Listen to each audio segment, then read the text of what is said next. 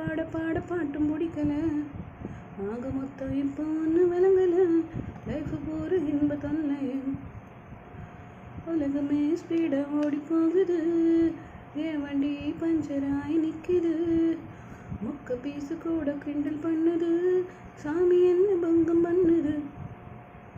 கிராக்கா மாறிட்டேன், ஜோக்கராயிட்டேன். குண்டு சட்டியில் 2 குதிரை வண்டி ஓட்டுறேன்.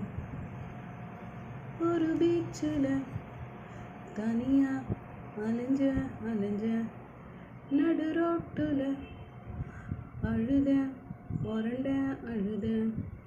பாரம் தாங்கன கழுத நான் இல்லையே. ஜாமா